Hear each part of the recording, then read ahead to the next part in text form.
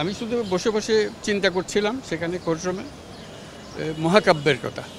মহাকাব্যে কিছু দেবদেবী থাকে, তারা অভিশাপ দেয় এবং যাদের উপর অভিশাপ দেয় তারা অভিশপ্ত জীবন যাপন করে। আমিও মনে হয় এরকম কোনো মহাকাব্যের অংশ হয়ে গেছি। কোনো দেবদেবী আমার উপর অসন্তুষ্ট হয়েছে, আমার উপর অভিশাপ করেছে। যে অভিশাপের কারণে আমরা এখানে আজকে দুর্নীতি দমন কমিশনে হাজির হয়েছি। তো সেখানে একটা এই অভিশপ্ত জীবনের ভেতরেও একটা শীর্ষবিন্দু আছে। আজকে এরকম একটা শীর্ষবিন্দুতে পৌঁছলাম আমরা। এই প্রথম লোহার খাঁচায় কাঠগড়াতে দাঁড়াতে হলো।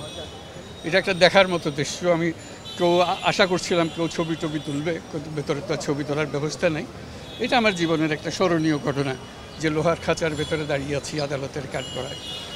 এই অভিশপ্ত জীবনের একটা অংশ, সেটার কথা উল্লেখ করলাম। এবং এর একটা হলো যে আমরা নোবেল পুরস্কারের কথা সবাই জানি, সবাই বুঝি। দুটো নোবেল পুরস্কার দেওয়া হয়েছিল, একটা ছিল আমার নামে, একটা ছিল গ্রামীণ ব্যাংকের নামে। দুটারই সমান গুরুত্ব, সমান মর্যাদা, কোনোটা কম নয়।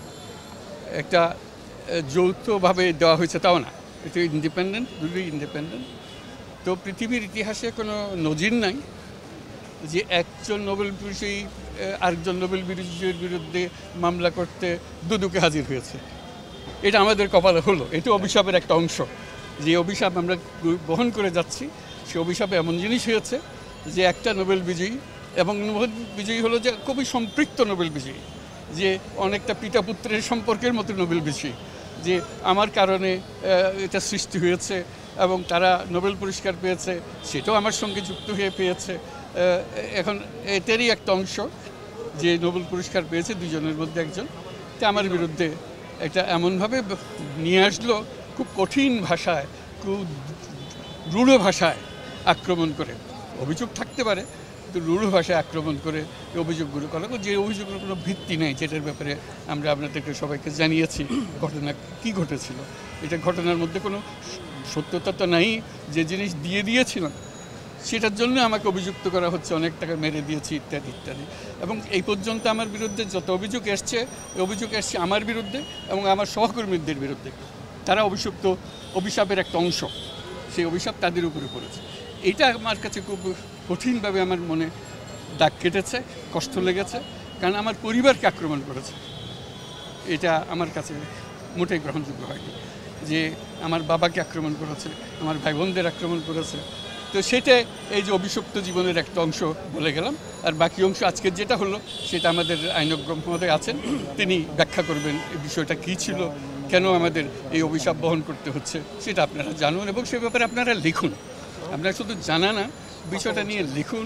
এটা সত্যতা কী, এটা গুরুত্ব কী, এটা ভূমিকাটা কী। এটা শুধু রিপোর্টিং বলতে শুধু শুনলাম লিখলাম তা না, এটা ব্যাখ্যা, গভীরে যাওয়া, এটা সম্বন্ধে সবাইকে জানান দেওয়া, সেটা একটা অংশ। আপনাদের সবার সহযোগিতা কামনা করি। আপনারা সবাই আমার জন্য দোয়া রাখবেন। ধন্যবাদ। স্যার, আমি একটু লাইভে ঢুকবো, আপনি যদি আরেকটু বলতেন এই যে আজকে কি কি হলো আজ আপনার। এটা উনি বলবেন, আমি আজকে একটু স্যার।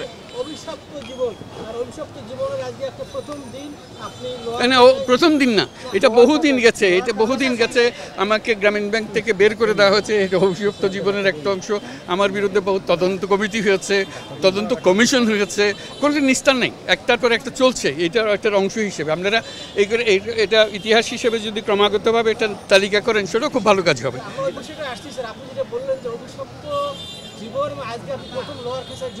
জি জি, আপনি স্যার পৃথিবীর নানা দেশে গেছেন স্যার, আপনি যে লোহার কাছে ঢুকলেন, যেটুকু সময় আপনি ছিলেন, একটুখানি আপনার মস্তিষ্কের আপনার যে বললাম অভিশাপের কথা মনে, অভিশপ্ত জীবনের একটা বড় পর্যায়ে পৌঁছে গেছি, সেটা বুঝলাম যে অভিশাপ অনেক উপরে নিয়ে গেছে এখন আমাকে।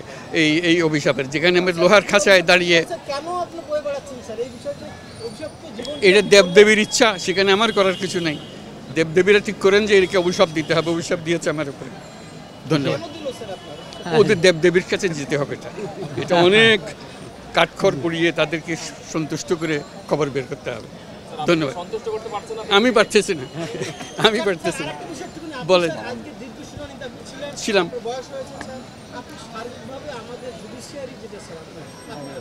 আমি কোনো মন্তব্য করব না জুডিশিয়ারি নিয়ে। আমি শুধু আজকে বিচার কাজ যেটা হলো সেটা হোক। Thank you. আপনি এই যে আদালতে বিভিন্ন সময় দৌড়াচ্ছেন, সপ্তাহখানিক আগেও শ্রমিক ট্রাইব্যুনালে আপনি বলেছেন যে আদালতের এই সমস্ত কারণে দেশে ইমেজ সংকট হচ্ছে, সারা বিশ্ব দেখছে।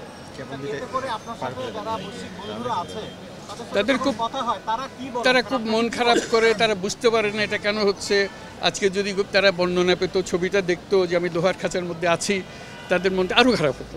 স্যার, লোহার খাঁচার স্যার বিষয়টা আরেকটা বিষয়, আপনি এই যে লোহার খাঁচা যেটা, এটাকে কি আপনার স্যার যে আমরা সিভিলাইজ একটা, আপনি এই যে পুরো জিনিসটা আপনি লোহার খাঁচা বলছেন যেটা, এটা আপনার স্যার এই লোহার খাঁচাটাকে আপনি আমি এটা প্রতীকী হিসাবে দেখছি। এটা আমাদের বিচার ব্যবস্থায় কেন আছে, কিভাবে আছে, কার জন্য করা হয়েছিল, এইসব বহু প্রশ্ন আছে, কিন্তু আজকের দিনে সেটা আমি প্রতীকী হিসেবে দেখছি। আমি অভিশপ্ত মানুষ, আমার কাছে সব কিছু এখন গ্রহণ করতে দিতে হবে। স্যার, আপনি লোহার খাঁচাটা আদালত থেকে এটা কিন্তু পরে স্থাপন করা হয়েছে, একদম যদি লোহার খাঁচা তদন্ত আছে, হাইকোর্টে এই নিয়ে একটা ইয়েও চলছে। এটা আমি জানি না, এটা ওনারা বলবেন। আপনি কি মনে করেন যে এইটা আসলে একটা অপমানজনক বা অত্যন্ত অপমানজনক তো বটেই, এটা তো বটে। এটা নিয়ে অপমান করার জন্যই এটা তো বানানো হয়েছে।